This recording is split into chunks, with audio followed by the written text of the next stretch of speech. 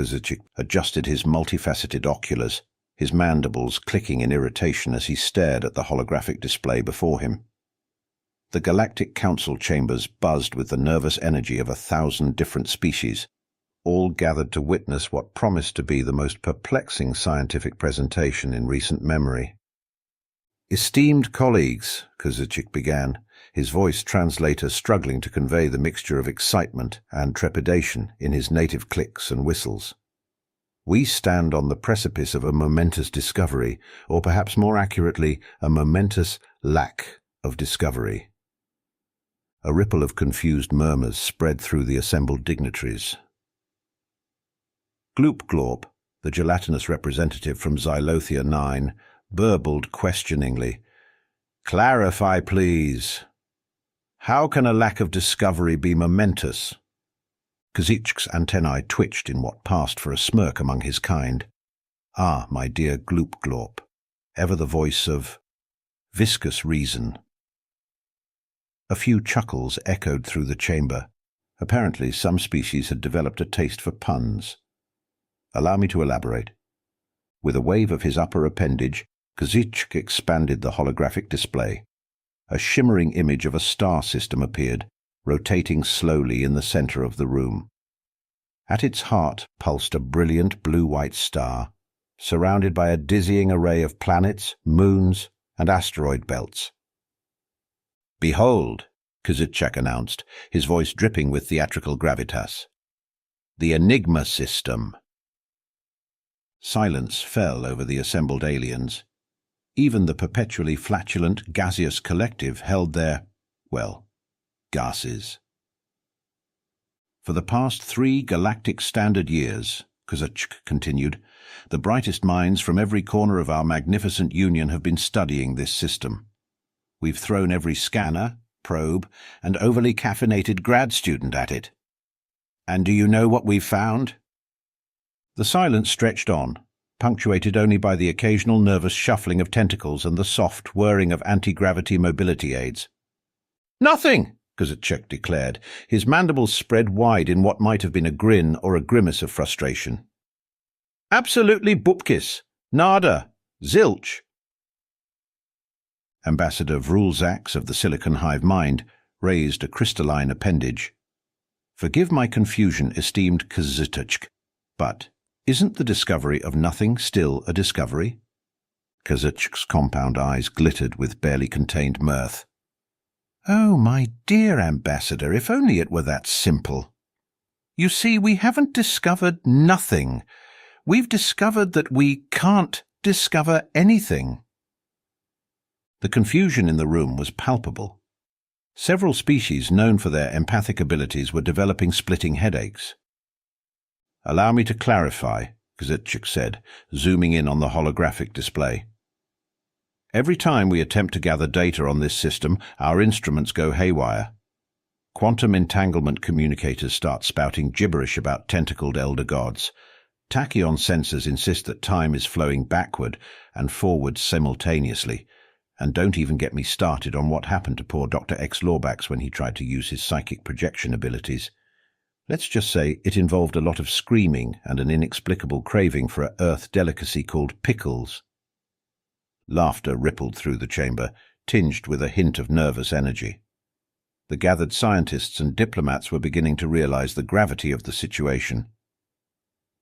"In short," Kozaczyk concluded, his antennae drooping slightly, "we are faced with a cosmic conundrum, a galactic Gordian knot, a stellar stumper, if you will."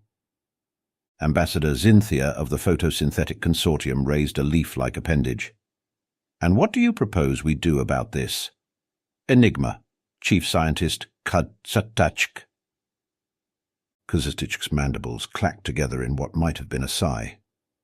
"Well, esteemed colleagues, after exhausting every resource at our disposal, I find myself in the uncomfortable position of having to suggest outside help."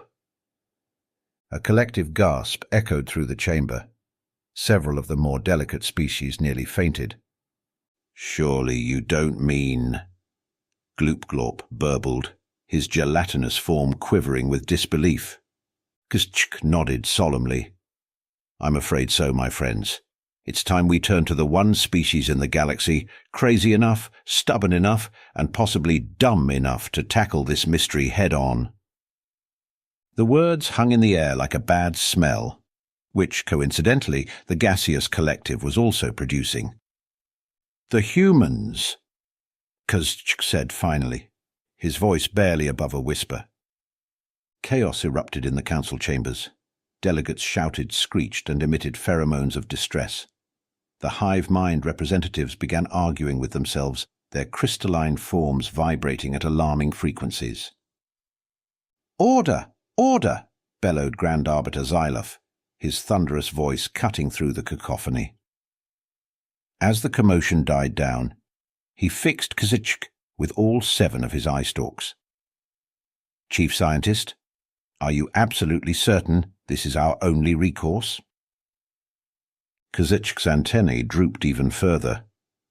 "I'm afraid so, Your Grandiosity. We've tried everything else. At this point, I'd even consider asking the Zorblaxians for help, and you know how I feel about those 6-armed menaces." A ripple of dark humor spread through the chamber. Everyone knew about the infamous Zorblaxian incident at last year's Galactic Science Fair. The judging panel was still trying to get the stains out of their exoskeletons.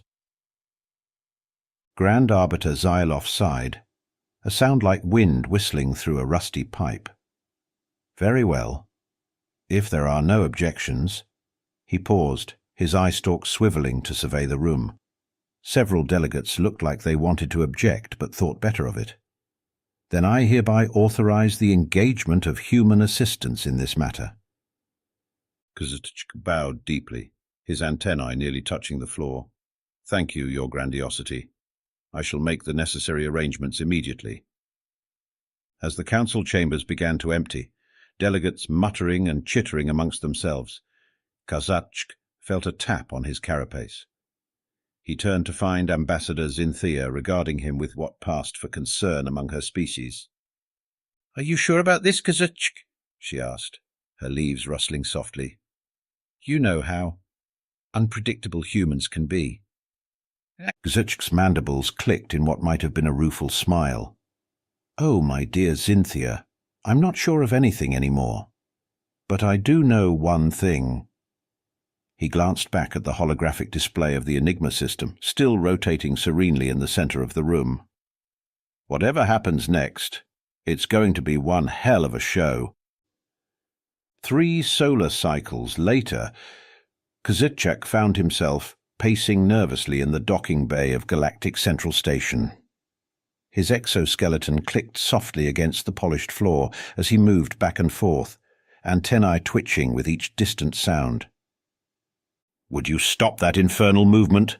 grumbled Ambassador Vrulzax, his crystalline form glittering irritably under the bay's harsh lighting. "You're disrupting my molecular alignment." Kazchk paused mid-step, mandibles clicking in annoyance. "My apologies, Ambassador. I suppose I'm just a bit apprehensive about our impending guest." Gloop, who had been quietly oozing in a corner, burbled sympathetically. "We understand, Chief Scientist. It's not every day one invites a Deathworlder to solve a galactic mystery." "Especially not this Deathworlder," added Xynthia, her leaves rustling nervously. As if on cue, a series of alarms began to blare throughout the docking bay. Red lights flashed, and a computerized voice announced, "Warning, unregistered vessel approaching. Prepare for potential impact." The assembled dignitaries exchanged worried glances. Kazchk's antennae stood straight up in alarm. "Impact? Surely they wouldn't—" His words were cut off by a deafening roar as a small, sleek spacecraft came hurtling into the docking bay at speeds that made several of the more sensitive species nauseous just watching. The ship executed a series of impossible maneuvers, narrowly avoiding several support beams and parked vessels before coming to a screeching halt mere inches from the welcoming committee. For a moment, silence reigned. Then, with a hiss of escaping atmosphere, the ship's hatch opened and a figure emerged. "Honey, I'm home!" bellowed a voice that seemed to reverberate through the very bones, or equivalent supportive structures of everyone present. Kazechk blinked rapidly, his compound eyes struggling to process the sight before him. The human, for it could only be a human, was tall, at least by the standards of most of the species present. She, Kazechk was fairly certain it was a female, though he'd learned the hard way not to make assumptions, had a mane of wild, flame-red hair that seemed to defy the station's artificial gravity. Her skin was pale, dotted with what Kazechk vaguely recalled were called freckles, and her eyes. By the great hive, her eyes were the most unsettling shade of green he'd ever encountered. But it wasn't just her appearance that was causing the collective unease in the docking bay. It was the way she moved, with a casual grace that somehow managed to convey both supreme confidence and the potential for sudden, explosive violence. "Dr. Samantha O'Malley, at your service," the human announced, striding forward with a grin that showed far too many teeth for comfort. She extended a hand towards Kazechk, who stared at it in confusion. "Ah, right," Dr. O'Malley said, withdrawing her hand. "Forgot about the whole no-touching thing with you folks. My bad. So, who's ready to solve a cosmic mystery?" Kazechk's mandibles worked soundlessly for a moment before he managed to engage his voice translator. "Dr. O'Malley, welcome to Galactic Central Station. I am Chief Scientist Kazechk, and these are—" "Let me guess," the human interrupted, her green eyes sparkling with mischief.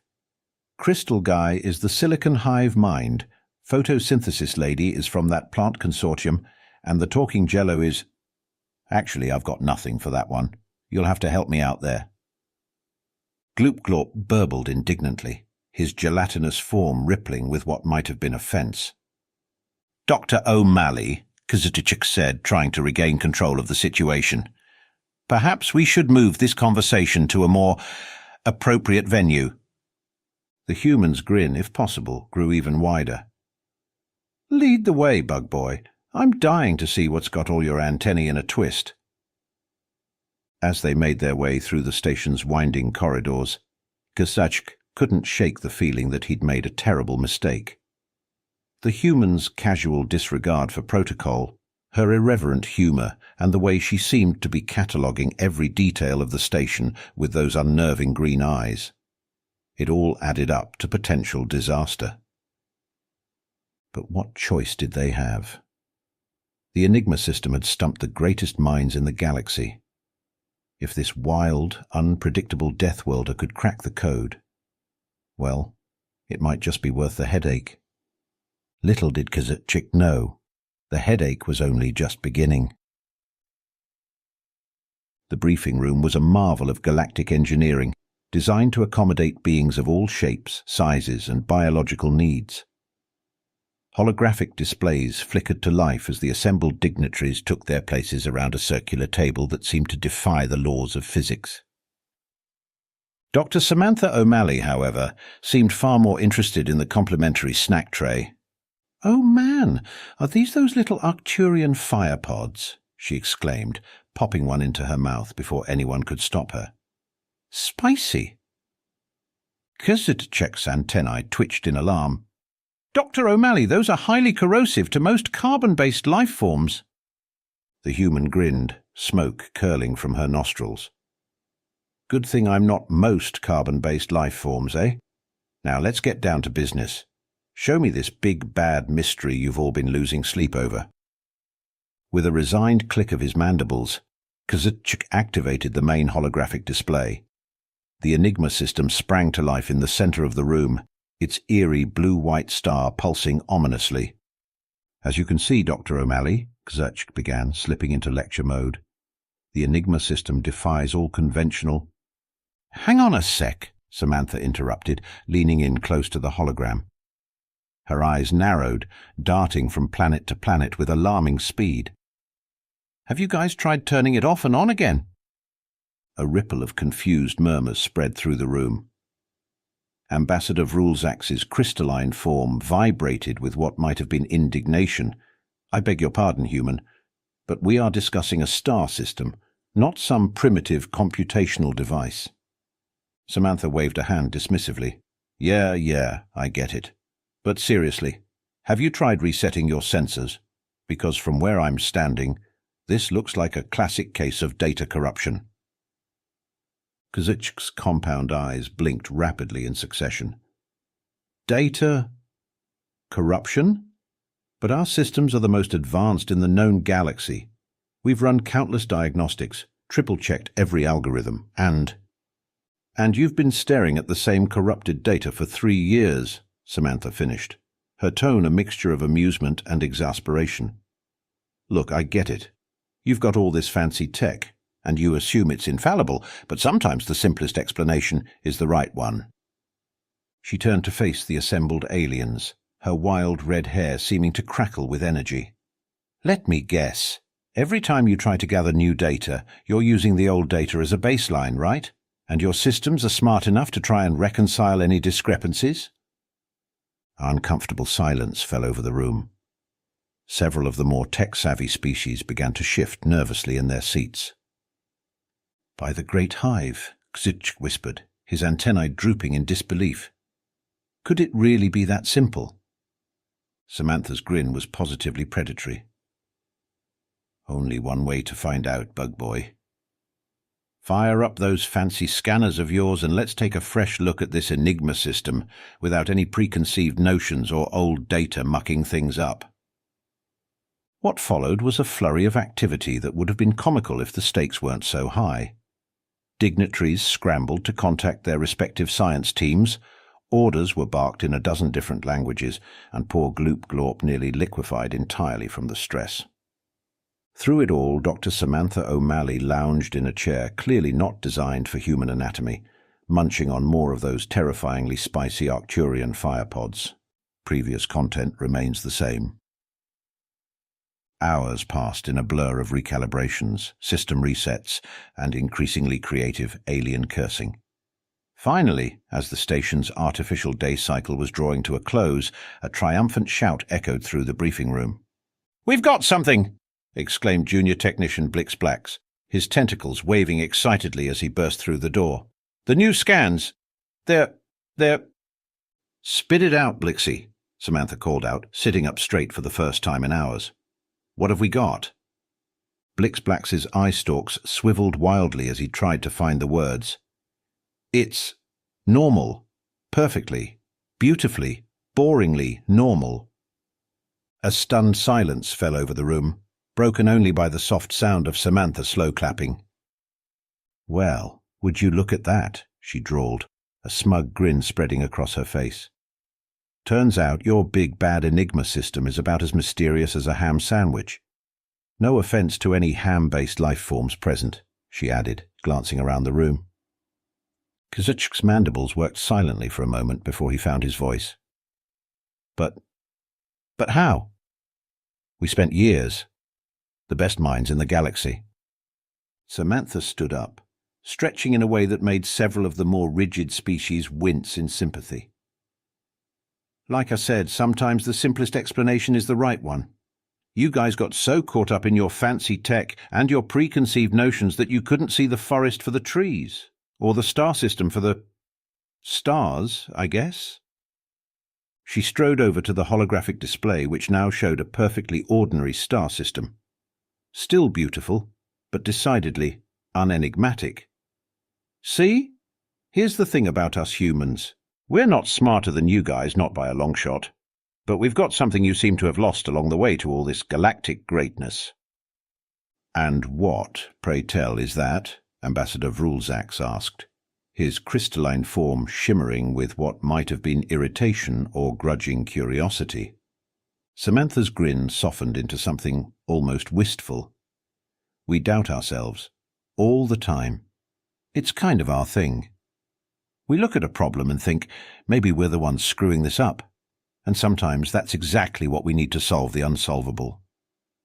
A thoughtful murmur spread through the room. Kazuchik found himself nodding slowly, his antennae bobbing in agreement. Perhaps we have become too reliant on our technology, too confident in our own infallibility. "Bingo!" Samantha exclaimed, pointing finger guns at the insectoid scientist. "Give the bug a prize." Gloop Glorp burbled hesitantly. But what does this mean for the galactic scientific community? We've spent years and untold resources on this wild goose chase. Samantha cocked an eyebrow. Wild goose chase? Nah, my gelatinous friend. This is a golden opportunity. Think about it. You've just discovered a massive blind spot in your entire approach to science. That's huge.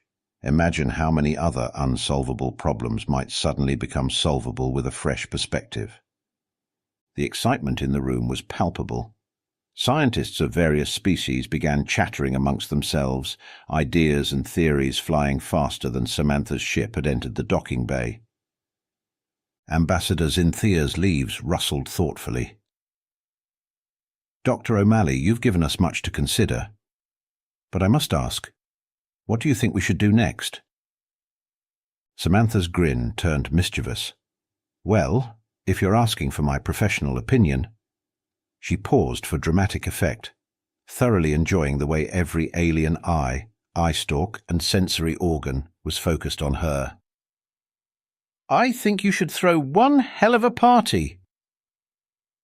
The room erupted in a cacophony of confused exclamations, indignant squawks, and more than a few amused chuckles. A party?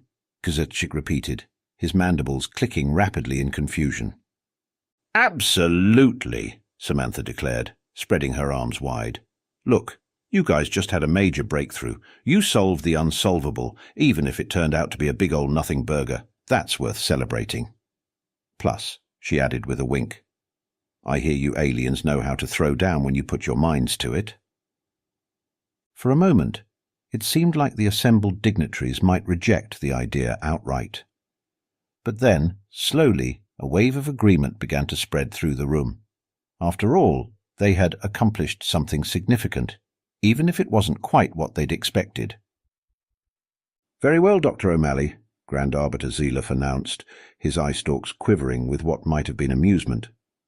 We shall have a party to commemorate this occasion.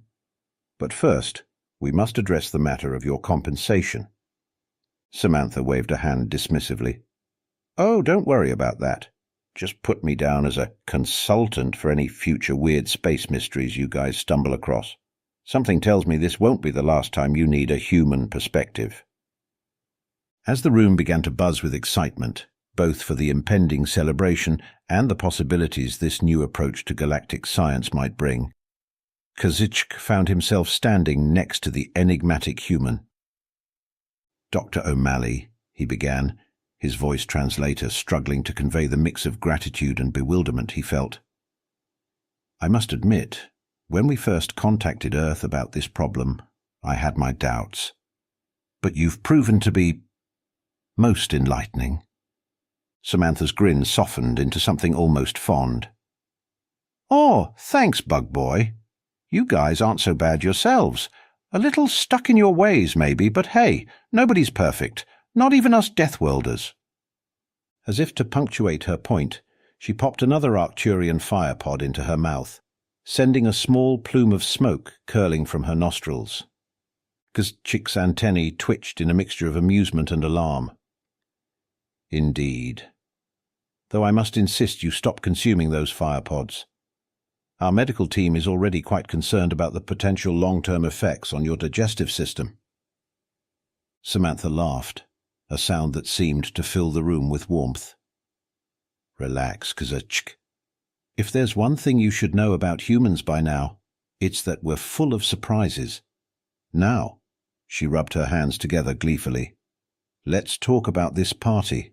I've got some ideas that'll really knock your exoskeletons off. As Kazuchik listened to the humans' increasingly outlandish party plans, he couldn't help but feel a sense of excitement building in his thorax. The Enigma system may not have turned out to be the great mystery they'd all hoped for, but perhaps they'd discovered something even more valuable, a new way of looking at the universe, and a reminder that sometimes the most complex problems have the simplest solutions. And if that solution happened to involve a Deathworlder with a penchant for spicy snacks and terrible puns, well, the galaxy was full of surprises.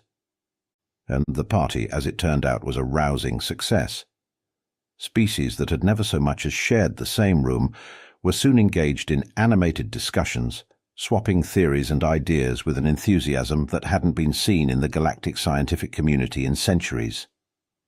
Samantha, true to form, had somehow managed to convince the station's culinary staff to create a buffet that catered to every conceivable dietary need, including a section specifically for crazy humans who like their food to fight back. The sight of her cheerfully munching on what appeared to be still wriggling Zorgax tentacles while chatting with a group of horrified but fascinated methane breathers was something Kazutchik knew he'd never forget.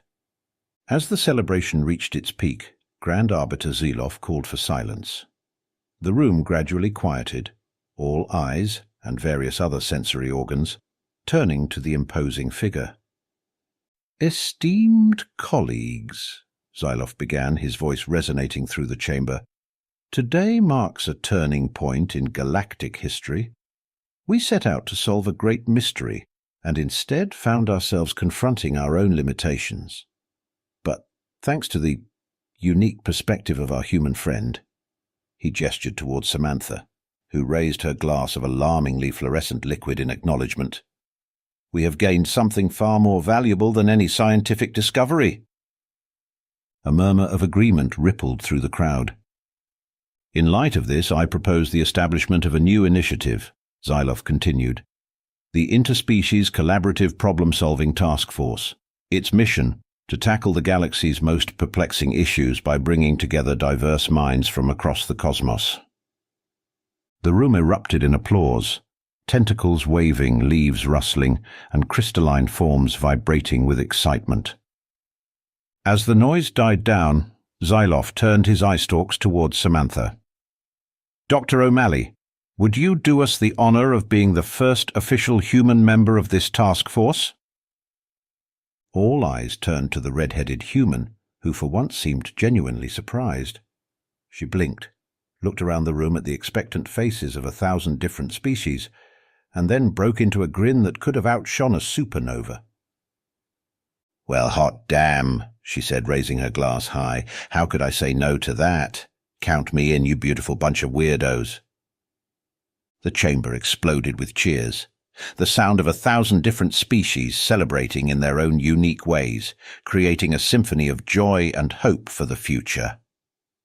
As the party resumed with renewed vigor, Kazutchik found himself standing next to Samantha once more. "You know," he said, his mandibles clicking in what she had come to recognize as amusement, "when I first suggested bringing in a human to help with our problem, I never imagined it would lead to all this." Samantha chuckled, taking a sip of her drink, which seemed to be changing colors with each passing moment. "Expect the unexpected, bug boy. That's the human way." Kazutchik's antennae twitched thoughtfully. "Indeed. I believe we have much to learn from your species, Dr. O'Malley." "Oh, trust me," Samantha replied with a wink. "The feeling's mutual. Now, if you'll excuse me, I think I see some Silicon Hive mind folks who look like they could use a lesson in the fine art of the conga line."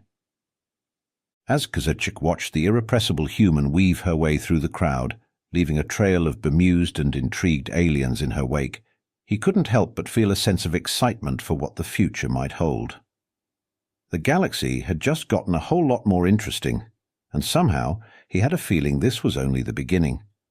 After all, if a Deathworlder could solve a galactic mystery in minutes and then teach a room full of aliens how to party, well, who knew what other impossibilities awaited them among the stars? With a click of his mandibles that might have been a chuckle, Kazutchik set off to join the festivities. He had a feeling that life in the galactic scientific community was about to get a whole lot more entertaining, and perhaps, just perhaps, a little bit more human.